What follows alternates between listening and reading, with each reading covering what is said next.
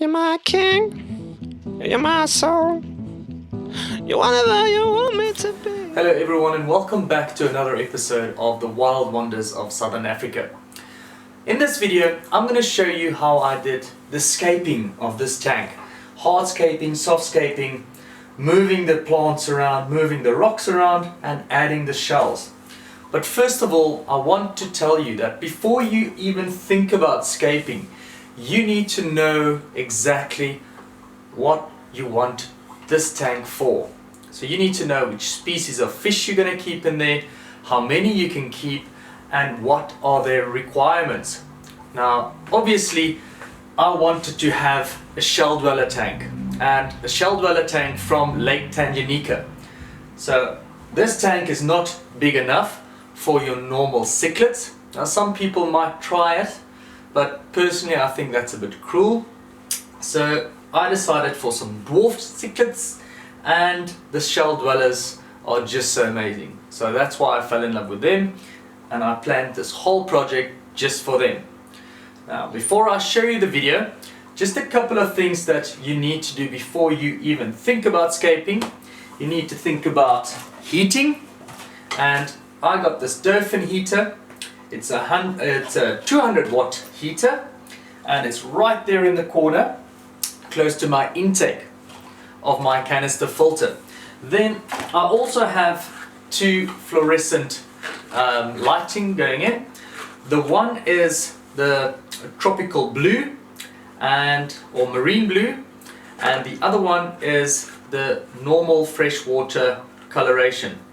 So you can see the white one and the blue one, and that just, for some reason, any fish with a sort of neonish coloration, it pops right out when they swim past. So it really makes the fish look more attractive as well. So that's why I decided on having two lights.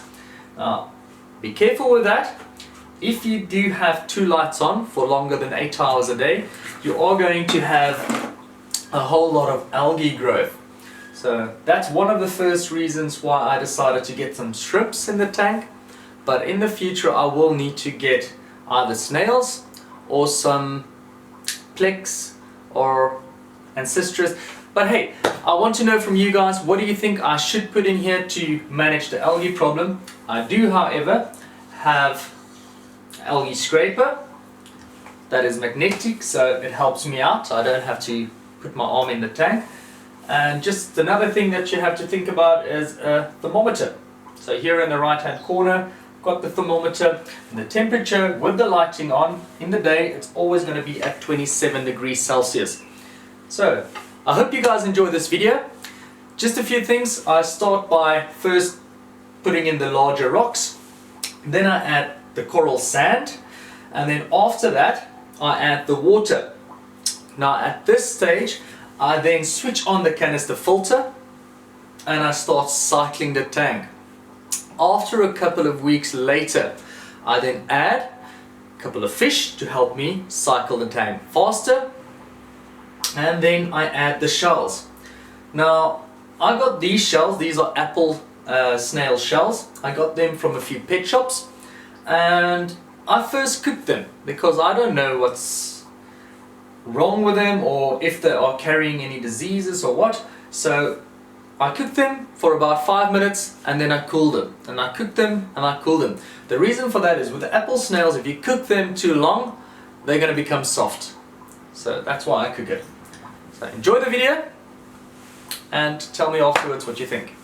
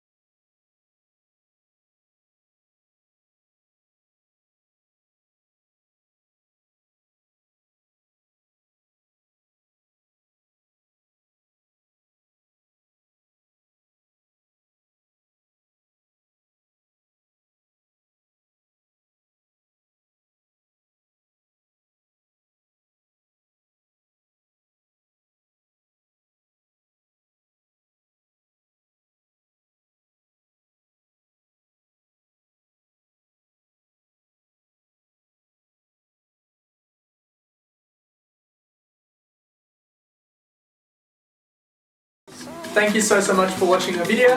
I hope you guys learned something. This is my style, this is how I want to do it. It's not necessarily a right style or a wrong style, but for me, I like the way this tank is looking at the moment. I might change it in the future. So, thanks again for watching. Remember to subscribe and also click on the link here to go to Stone Aquatics. That's where these little shell dwellers are going to come from. Bye bye.